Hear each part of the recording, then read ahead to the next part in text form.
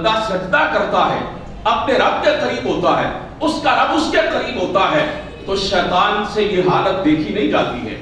شیطان کے بارے میں رسول کریم صلی اللہ علیہ وسلم نے فرمایا جب بندہ سجدہ کرتا ہے اعتزل الشیطان یبکی، شیطان ذرا پرے ہٹ کے رونا شروع کر دیتا ہے، چیخنا شروع کر دیتا ہے، اور کیا کہتا ہے؟ امر ابن آدم بالسجود فسجد فلہ الجنہ، آدم کے بیٹے کو، انسان کو سجدے کا حکم دیا گیا تھا، اس نے سجدہ کیا، اب وہ جنت کی طرف جا رہا ہے۔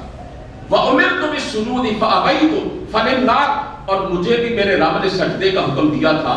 میں نے اپنے رب کی بات نہ مانی، سجدہ کرنے سے انکار کر دیا، اور جہنم میرا مقدر بن چکی ہے۔ اس حدیث پاک سے پتہ چلتا ہے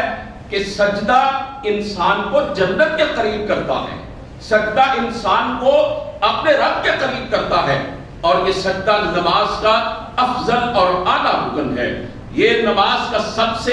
اشرف حصہ ہے، اور ایک بندہ مومن کے لیے یہ بہت بڑے احساس کی بات ہے کہ وہ ایک اپنے سچے رب کے سامنے جھکا ہوا ہے۔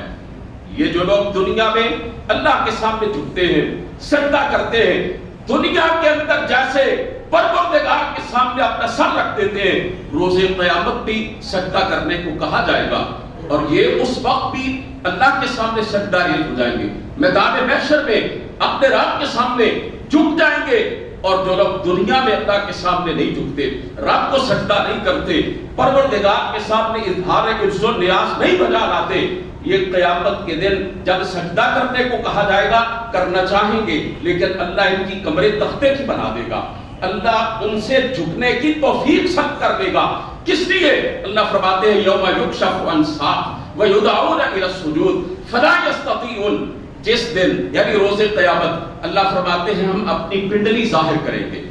اور لوگوں کو سجدہ کرنے کو کہا جائے گا، تو سب لوگ پوری کائنات کے اہل ایمان سجدے کے اندر گر جائیں گے، لیکن کچھ لوگ ایسے ہوں گے وہ سجدہ کرنے کی جسارت کریں گے، سجدہ کرنے کی خواہش کریں گے، لیکن نہیں کر سکیں گے۔ خاشعۃ ابصارہم ترہقہم ذلہ، وہ ڈرے ہوئے ہوں گے، خوف زدہ ہوں گے، ان کی آنکھیں جھکی ہوئی ہوں گی، چہروں پر ہوائیاں اڑ رہی ہوں گی۔ کیوں؟ وَقَدْ كَانُوا يُدْعَوْنَ إِلَى السُّجُودِ وَهُمْ سَالِمُونَ، جب صحیح سالم تھے، دنیا میں تندرست تھے، چلتے پھرتے تھے، ہٹے کٹے تھے، کوئی عذر نہیں تھا، ان کو